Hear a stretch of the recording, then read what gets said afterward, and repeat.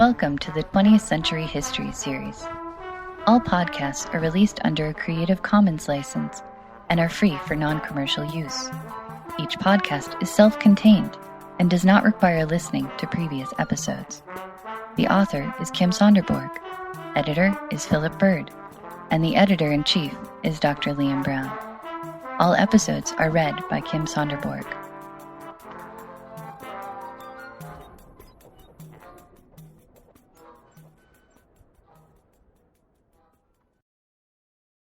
World War I, the Great War. In 1918, World War I was the greatest and most terrible war anyone had ever heard of. More than 15 nations took part in the war, which lasted from August 1914 to November 1918. By far most of the fighting took place in Europe, on the Western and Eastern fronts, but the gradual decline of the Ottoman Empire, Turkey, led to extended fighting in the Arab-speaking countries. The easiest way to picture the war is that the Western Front ran from Switzerland west to the Atlantic Ocean, while the Eastern Front ran north-south from Poland to Italy. Germany, Austria-Hungary and Italy were the central axis, or central powers, or axis powers, because they formed an axis right in the middle of the two fronts. They fought France and Britain on the Western Front and Russia on the Eastern Front.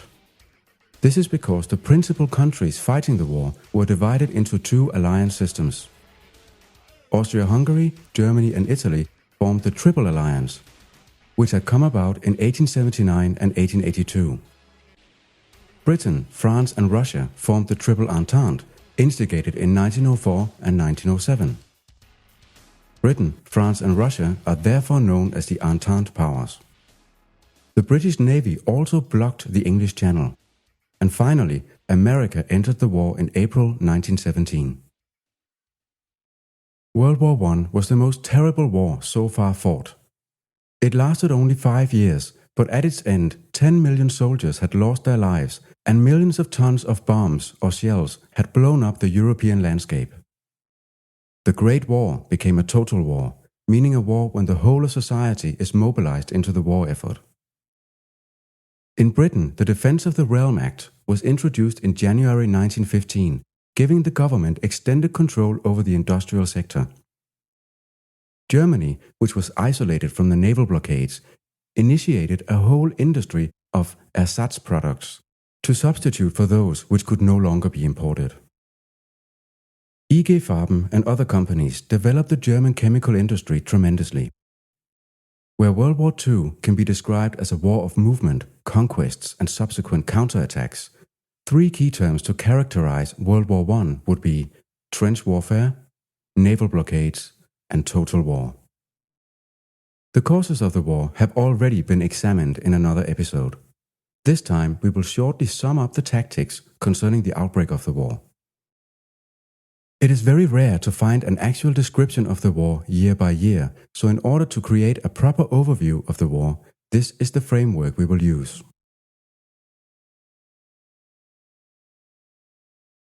The first year of World War I, 1914, can be characterized as the year of the fronts. This was when the Western and Eastern fronts were created. The war erupted very suddenly and with great speed after decades of slowly growing antipathy between the warring countries. When Archduke Franz Ferdinand, heir to the Austria-Hungarian throne, was shot in the Bosnian capital of Sarajevo on June the 28th, it triggered a chain reaction, and within a month the world was at war. A key feature to this was the German Schlieffen plan, developed by German Count Alfred von Schlieffen during the 1890s. It can also be remembered as the 90-10-10-90 plan, or the 6 Weeks plan.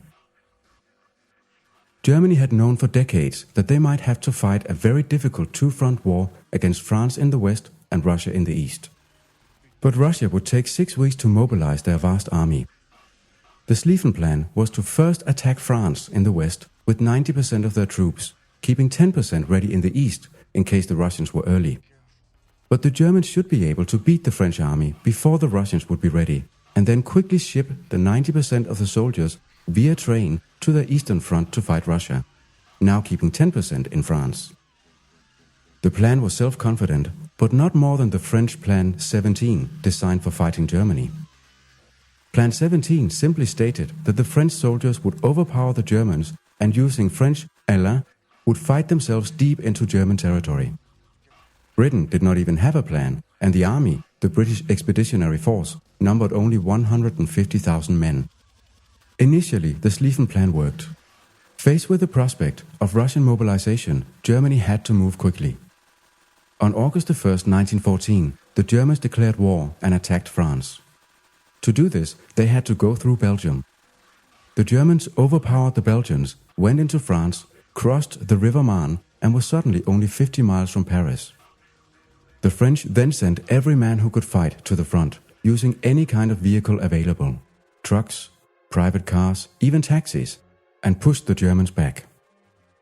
Then both sides dug themselves down in trenches, and the war was locked in a stalemate. The trenches reached from the Atlantic coast into Switzerland. Until the end of the war, this western front never moved more than 10 miles in either direction. Germany still had to fight the Russians on the eastern front, and initially experienced a string of victories, defeating Russia at the Battle of Tannenberg and the Masurian Lakes. The Russian army was 6.5 million men strong, but each rifle was shared by up to 4 soldiers. On the ocean, Britain set up a naval blockade off the English Channel, while Germany blockaded British ports on the coast of Scotland. It was the trench warfare and naval blockades which turned World War I into a total war. The naval blockades also meant that specific products became scarce, especially nitrate for fertilizing fields, oil and rubber for the industry, and food. As we can see, World War I quickly became a locked war. The Schlieffen plan failed as both German and French soldiers dug themselves into trenches, locking the war in a stalemate.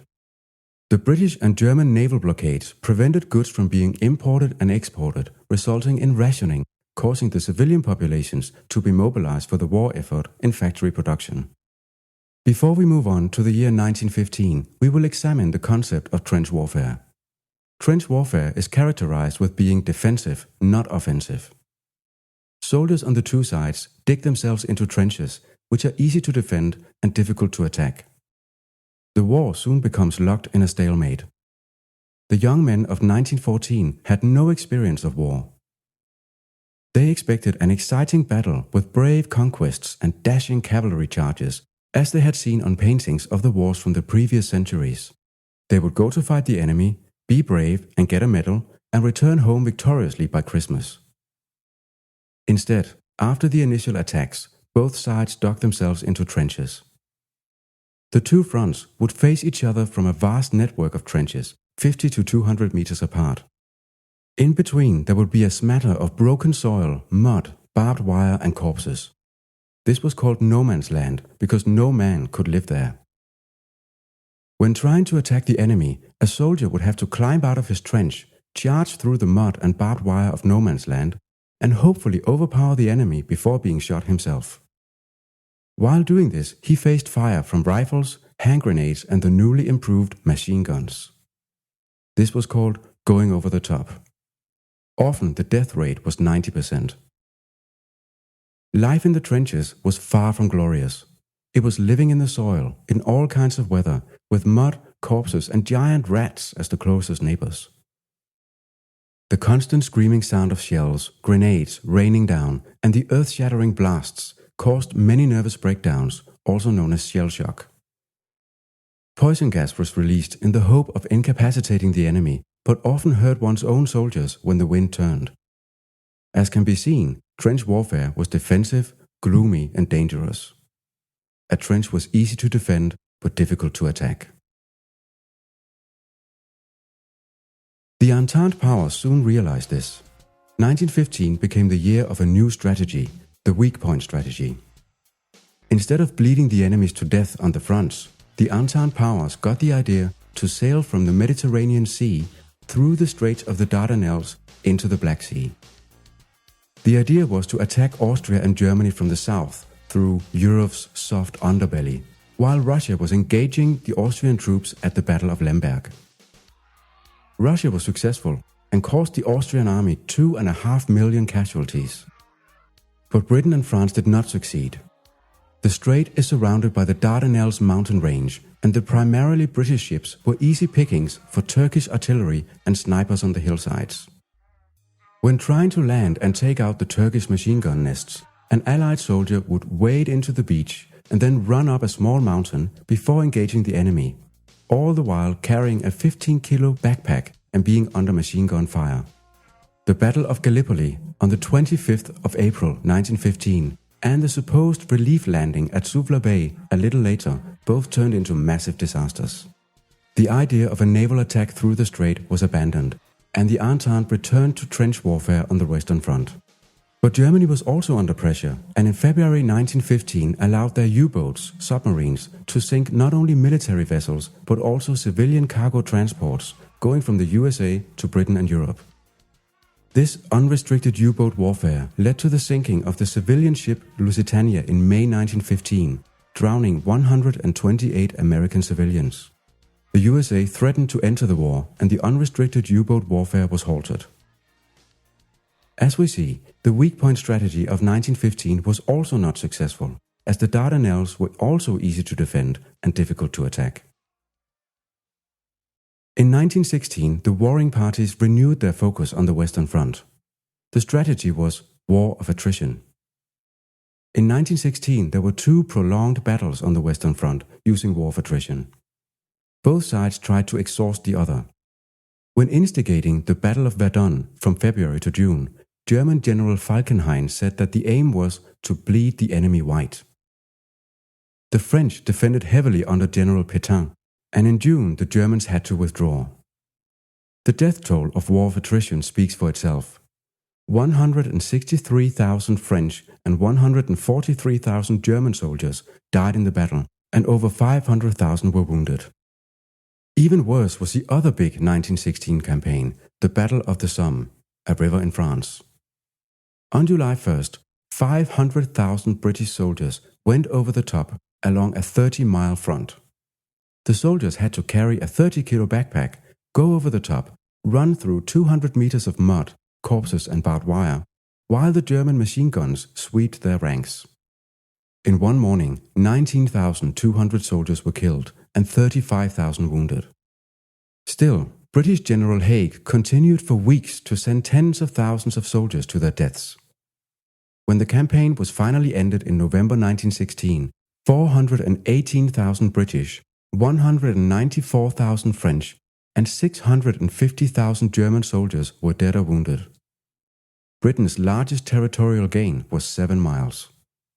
This was the horror of World War I, a war of attrition where the only hope for victory was by shipping thousands of young men into instant death. 1916 also saw the only real naval battle of the entire war. For decades, the British and German navies had engaged in a naval race, building up vast fleets of super-powerful ships. The dreadnoughts and super-dreadnoughts were immense battleships with a gun range of up to 9 miles. The British Grand Fleet had 29, and the German High Seas Fleet had 17. On the 31st of May 1916, the Battle of Jutland, on the coast of Denmark in the North Sea, took place. 250 ships and 100,000 men made this the greatest naval battle of the time. But after only a few hours, the battle was over. Both admirals turned their fleets around, too scared to destroy the expensive hardware. But both sides claimed to have won. The Germans sunk a few more British ships than they lost, but the British succeeded in preventing the German fleet from ever engaging in a naval battle again, and thus kept their rule over the ocean. As we can see, the campaigns of 1914, weak point strategy of 1915, and the war of attrition in 1916 clearly illustrated how World War I was a new kind of war for all parts concerned. Hundreds of thousands of lives were being spent for very few gains. The war stayed locked in a stalemate because each side found it easy to defend but almost impossible to attack. The following year, 1917, was a defining year of the war. It was marked by 3 main events. On the Western Front, the Third Battle of Ypres in Belgium, also known as the Battle of Passchendaele, from June to November, claimed altogether 500,000 British and German lives. On the Eastern Front, the Russian society finally collapsed under the war effort and underwent 2 revolutions. And, in April 1917, America entered the war. The Battle of Passchendaele became one of the worst battles of the war. It is dramatized in the 2008 movie Passchendaele. The town of Passchendaele stood above a low-lying marsh area, and the week-long shelling of the enemy front blew up the dikes which kept the fields dry. The soldiers had to fight in mud, sometimes reaching up to their chests, and equipment, men and horses sank in. They were unable to escape enemy fire or drowning. Half-drowning horses screamed when trying to pull cannons through the mud, and the soldiers were almost swimming while trying to shoot. On the Eastern Front, there were revolutions. The Russian soldiers were fed up with inadequate supplies, no rifles, and Tsar Nicholas II, who took increasingly uncalculated decisions, resulting in the deaths of thousands. Germany realized that Russia was ripe for a revolution and shipped Vladimir Ilyich Lenin across Germany on a sealed train from Switzerland to Russia. They were hoping that he would lead Russia to revolution. He did. In February 1917, the Russian Revolution removed Tsar Nicholas II from the throne, but the new provisional government decided to continue the war. In October 1917, the Bolsheviks, Russian communists led by Lenin, succeeded in the October Revolution and took power over the country. Lenin and Trotsky immediately pulled Russia out of World War I. Germany was elated. Without a second front on the east, they could concentrate all their troops on the Western Front and might have a chance to actually win the war. In January 1917, Germany had restored unrestricted U-boat warfare, and by April, the U-boats had destroyed 600,000 tonnage of shipping. They were shooting down British ships faster than they could be rebuilt. Britain actually had only enough wheat to last for 6 weeks. But in April 1917, America entered the war. The Germans had made a gamble and lost. The so-called Zimmermann telegram proposed that Mexico should fight America. Mexico would then gain Texas, New Mexico, and Arizona. The telegram was intercepted, and immediately America declared war on Germany.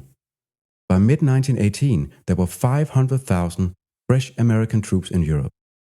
As we can see, 1917 was a determining year for the war. While the trench warfare continued wasting men in the West, the Russian society collapsed in the East.